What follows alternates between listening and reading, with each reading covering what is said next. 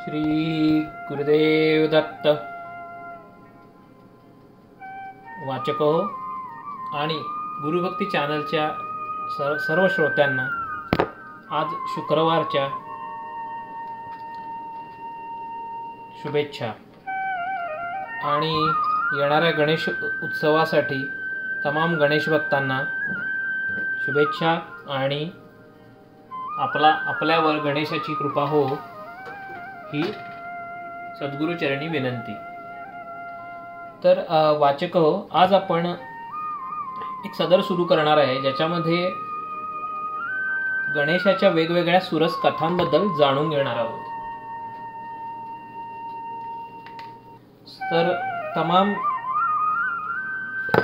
श्रोत्यांना विनंती आहे की त्यांनी कृपया हे व्हिडिओ शांतपणे ऐकावे, त्या कथांचा लाभ घ्यावा आणि आपली आध्यात्मिक उन्नती साधावी. कारण जसं गणेशाची कृपा आपल्यावर होणं गरजेचं आहे तसं आपल्यालाही गणेशाची भक्ती करणं, त्याची आराधना करणं हेही गरजेचं आहे. तर चला जाणून घेऊया आपल्या लाडक्या गणपती बाप्पाच्या वेगवेगळ्या कथा. आज मी तुम्हाला गोष्ट सांगणार आहे ही आहे गोकर्ण महाबळेश्वरची. सगळ्यांनी ऐकलं असेल गोकर्ण महाबळेश्वर आणि कसं रावणाची भक्ती याविषयी. तर आपण जाणून घेऊया काय आहे गोकर्ण महाबळेश्वर आणि त्याबद्दल सुरस कथा. तर रावण हा शिवभक्त होता आणि रावणाची लंका जी आज श्रीलंका म्हणून आपण ओळखतो ती अतिशय सुंदर सुवर्णानं मढलेली होती. वेगळ्या रोपवाटिका, उद्याने यांनी अतिशय वेढलेली होती. आपण ऐकलं असेल अशोक वाटिका. ही अशोक वाटिका ही रावणाच्या श्रीलंकेत होती. तर असा हा रावण महापराक्रमी बलाढ्य ज्याचा पुत्र इंद्रसेन, इंद्रजित आणि भाऊ कुंभकर्ण आणि विभीषणासारखा मुत्सदी राजकारणी असा रावण हा रोज शिवभक्ती करत असे. एके दिवशी राजदरबाराचे काम आटपून जेव्हा रावण आपल्या आईच्या महालाकडे आला त्यावेळी त्याला दिसले की आई शंकराची काहीतरी पूजेमध्ये व्यग्र आहे. रावणाने उत्सुकतेने पुढे जाऊन बघितलं तर आई वाळूच्या मृत्तिका गोळा करून शिवपिंड बनवत होती. रावण विस्मयकारित झाला, आश्चर्यचकित झाला की एक लंकाधीश रावण ज्याच्याकडं इंद्र सुद्धा पाणी त्याच्या तुरुंगात आहे, लक्ष्मी सुद्धा पाणी भरते आणि सूर्य चंद्र असे ग्रह सगळे त्याच्या दावणीला बांधले आहेत, त्याची आई प्रत्यक्ष रावणाची आई साध्या वाळूच्या मृत्तिका घेऊन शिवाराधना करते. रावणाने आईला विचारले, हे काय करतेस तू? लंकाधिपती रावणाची आई आहेस, तुला हे शोभत नाही. रावणाची आई म्हणाली की मला काही न मिळाल्या, शिवलिंग न मिळाल्यामुळं मी याच प्रतिकात्मक म्हणून मृत्तिका लिंग करून पूजा करत आहे. रावण म्हणाला, आई एवढंच असेल ना तर मी तुला प्रत्यक्ष कैलासच इथं घेऊन येतो. आणि रावण निघाला. मनोवेगे रावण पोचला कैलासापाशी. रावणाने आपले दशबाहू, तुम्हाला माहिती आहे रावण हा दशतोंडी होता, दशबाहू वापरले आणि कैलासाला हात घातला. रावण कैलास उचलू लागला आणि कैलास पर्वतावर हाहाकार उडाला. शिवगण, नंदी सर्व काही भयभीत झाले. सगळे कैलासावरची सर्व घरं, वृक्ष, सगळे आंदोलन सगळी इकडं तिकडं सैरावार होऊ लागली. कुणाला काही कळेना काय चाललंय काय. माता पार्वती भगवान शंकराकडे गेली. तिने सांगितलं की हे भगवान शंकरा, तुम्ही बघतात का काय चालू आहे कैलासावर? भगवान शंकर ध्यानस्थ समाधी लावून बसले होते. पार्वतीने आणि शिवगणांनी भगवान शंकरांची स्तुती आरंभली. वेगवेगळे राग यवन हे करून भगवान शंकराला जागृत केले ध्यानस्थितीमधून. पार्वतीने सर्व गोष्ट सविस्तर रावणाला भगवान शंकरांना विशद केली. शिवशंकरा जे भोलेनाथ आहे, जे सर्व ज्ञानी आहेत, त्यांनी स्मितहास्य केले. ते म्हणाले, माझा एक भोळा शिवभक्त माझी आराधना करतोय आणि त्यासाठी त्यानं कैलासाला उचलून धरले. पार्वतीनं विनंती केली की हे महादेवा, कृपा करून तुम्ही कैलास पर्वतावरच्या शिवगणांचं आणि सर्व देवांचं रक्षण करावे. यावरती प्रसन्न होऊन भगवान शंकरांनी आपला पाय ध्यानावरून उठून जमिनीवर दाबून धरला. त्यांनी पाय जमिनीवर ठेवताच इकडे कैलास पर्वताखाली रावण अडकला गेला आणि रावण अतिशय असहाय्य झाला, अतिशय वेदनेनं कळवळू लागला. पण याच्यातही रावणानं शिवस्तुती आरंभली. वेगवेगळे राग, आलाप, प्रभाती समयी, संध्या समयी, माध्यान्ह समयी रावण वेगवेगळे राग आलाप करून शिव भोलेनाथ शंकरांचं स्तुती आरंभली. शिवतांडव स्तोत्र जे आपण म्हणतो ते शिवतांडव स्तोत्र रावणाने शिवाची स्तुती करण्यासाठी आरंभलं. भोलेनाथ जे भोळे चक्रवर्ती आहेत ते रावणाची भक्ती बघून प्रसन्न झाले. इकडे रावणानं आपली दशतोंड मस्तक शिवशंकरांना अर्पण केली. भोलेनाथ प्रसन्न झाले, प्रत्यक्ष उभे राहिले समोर. रावणाला म्हणाले, हे रावणा थांब, तुला काय पाहिजे सांग मला. रावणानं सांगितलं, हे भोलेनाथ, हे महादेवा, हे जगत करता, माझी एकच विनंती आहे की तुम्ही लंकेला चलावं. माझी आई जी शिवभक्त आहे तिच्या पूजेला शिवलिंग नसल्यामुळे आपण स्वतःच तिकडे यावे. भोळा चक्रवर्ती जो महादेव आहे तो प्रसन्न झाला. तो म्हणाला, अरे रावणा, मी याची काहीच गरज नाही. मी प्रत्यक्ष तुला माझं आत्मलिंग देतो. हे आत्मलिंग घेऊन जा. तू जिथं ठेवशील आणि सतत 3 दिवस त्याची पूजा करशील तर प्रत्यक्ष कैलासच तुझ्या इथे येईल. प्रत्यक्ष देवपणच तुला मिळेल. भगवान भोलेनाथांनी आपले आत्मलिंग रावणाला काढून दिले. इकडे रावण आत्मलिंग घेऊन पुष्पक विमानाने लंकेकडे निघाला. ही गोष्ट नारद मुनींना कळाली. नारद मुनींनी ब्रह्मदेवाकडे गेले. ब्रह्मदेवाला म्हणाले की हे ब्रह्मदेवा, मी आत्ताच इकडे येत असताना बघितलं की रावणाला भगवान भोलेनाथांनी आत्मलिंग दिले आहे. ही वार्ता ऐकून ब्रह्मदेवांनी इंद्राला पाचारण केलं. सर्वांना या विषयाचं गांभीर्य कळालं की जर रावणच जो प्रत्यक्ष दानवांचा राजा आहे तोच जर देव झाला तर सृष्टीत किती हाहाकार जाणवेल, किती हाहाकार माजेल. जर प्रत्यक्ष आत्मलिंगाची पूजा करून जर तो स्वतः देव होणार असेल तर बाकीच्या देवांचा आढळपण धोक्यात येईल. सृष्टीमध्ये विनाश होईल. सगळे धावत पळत विष्णू लोकात गेले. भगवान विष्णू जे सदा ध्यानस्थ असतात पण जे सृष्टीचे पालन करता आहेत त्या भगवान विष्णूंना हे सगळे शरण गेले. विष्णूंनी सर्व परिस्थितीचं अवलोकन केलं आणि त्यांना जाणवलं की नाही, आता हे आपल्याला कैलासाला जाऊन भगवान महादेवाशी चर्चा करायला लागेल. हे काय झाले. सर्व देवगण, ब्रह्मदेव, स्वतः विष्णू आणि नारद मुनी हे सर्व कैलासाला पोचले. इकडे रावण मार्गक्रमण करतच होता लंकेकडे. कैलासावर पोचल्यावर तिथं भगवान महादेवाला विष्णूने विचारलं की हे भोलेनाथा, तुम्ही असे काय करता? तुम्ही भोळे आहात, तुम्ही भक्तांना काही वरदान देता आणि त्याचा त्रास आम्हाला भोगावा लागतो. मग भगवान म्हणाले, हे विष्णू देवता, मी भोळा चक्रवर्ती आहे, मी भोळा सांब आहे. माझ्या भक्तांनी काही विनंती केली तर मी त्यांना प्रसन्न होतो. आणि रावण हा शिवभक्त आहे आणि त्याच्या भक्तीला प्रसन्न होऊन मी त्याला माझं आत्मलिंग दिलं.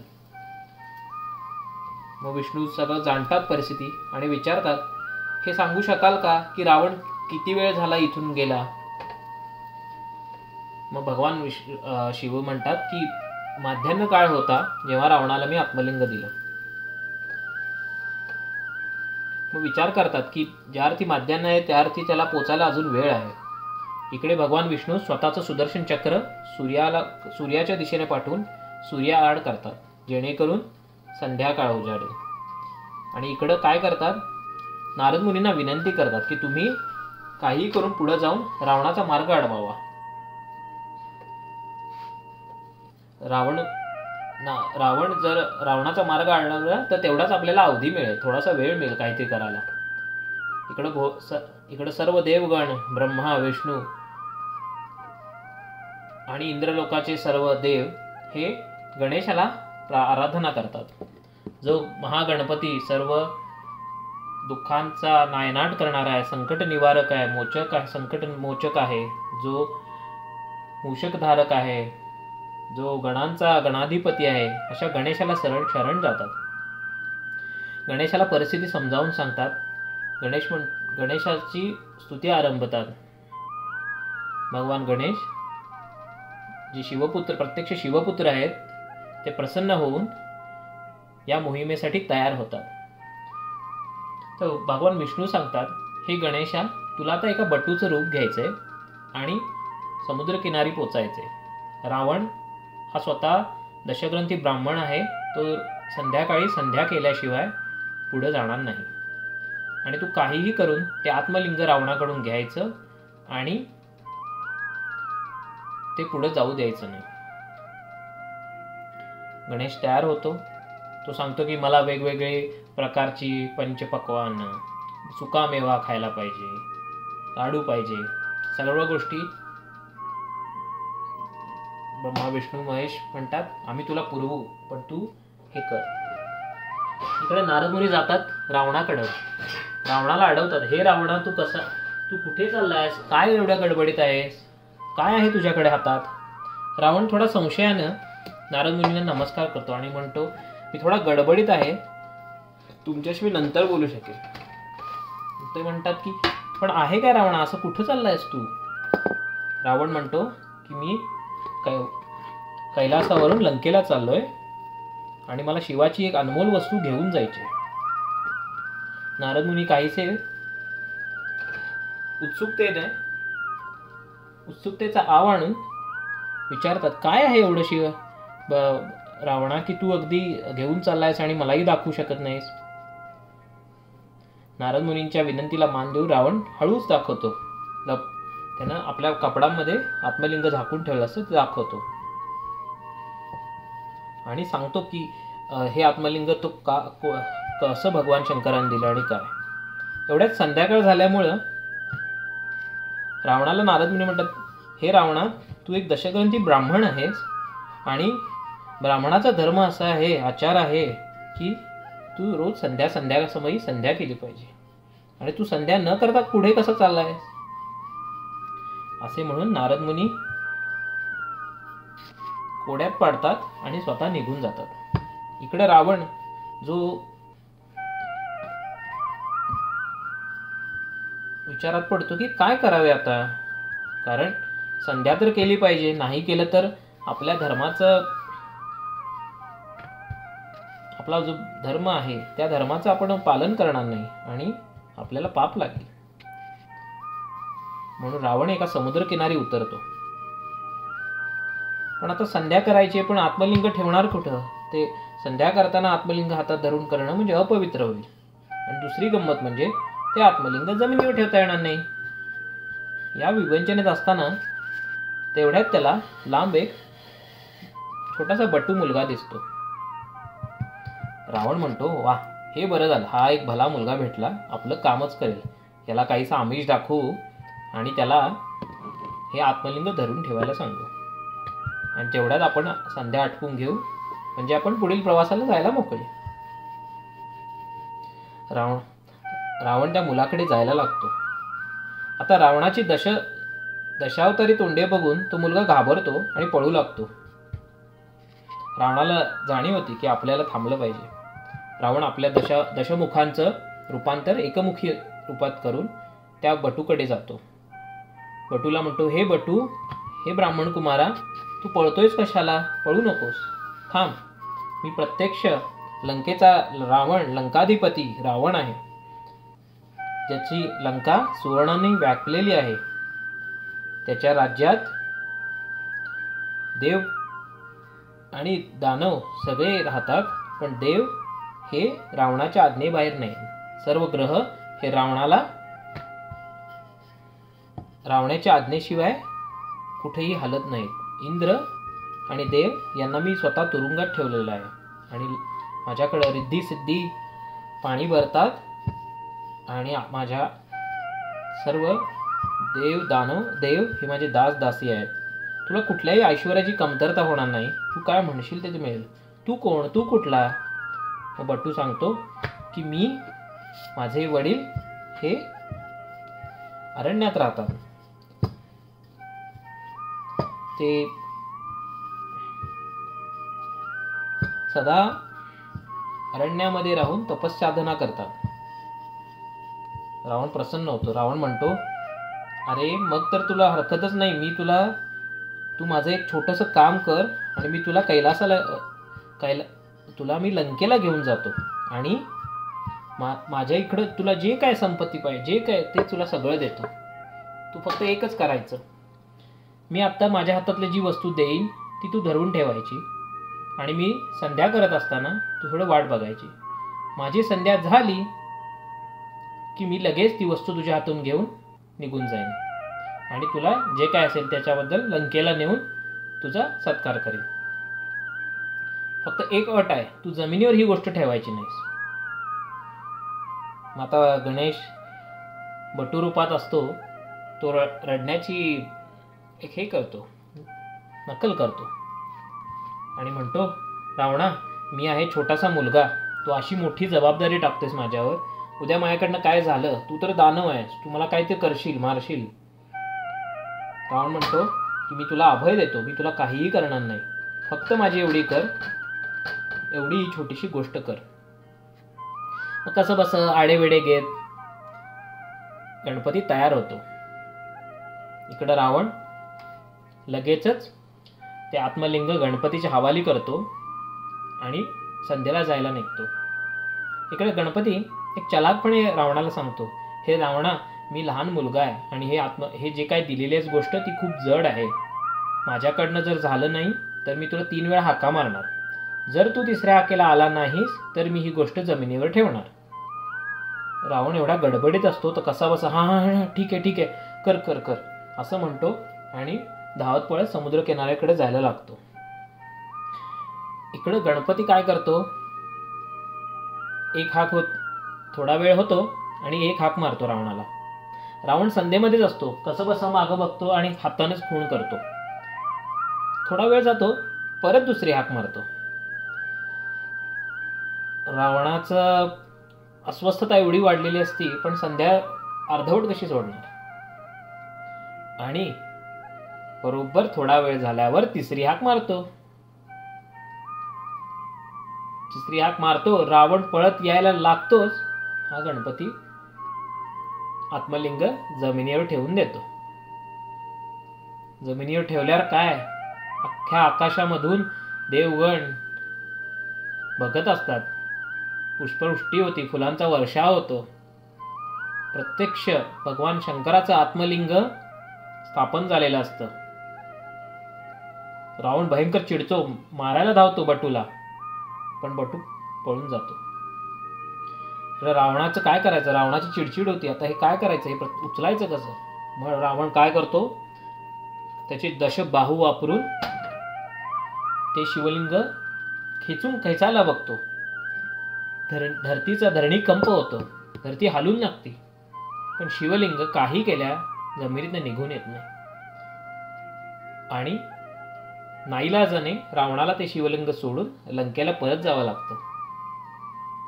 आजही रावणानं ते शिवलिंग खेचल्यामुळं त्याला गायीच्या कानाचा आकार झालेला आहे आणि म्हणूनच त्याला गोकर्ण म्हणतात, गोकर्ण महाबळेश्वर. सो जी कथा घडली ही रावणाच्या भक्तीचं आईप्रती ममत्व आणि शिवभक्ती याचं एक प्रकट मिलन आणि गणेशाचं चातुर्य साहस याचं संमिश्र असं फळ आहे. तरी सर्व वाचकांना, सर्व श्रोत्यांना ही विनंती आहे की या कथेचा लाभ घ्या. तुमच्या आप्तस्वकीयांना ही गोष्ट पुढं पाठवा, जेणेकरून तेही गणेशाची भक्ती आणि प्रसादाचा लाभ घेतील. धन्यवाद. गणपती बाप्पा मोरया.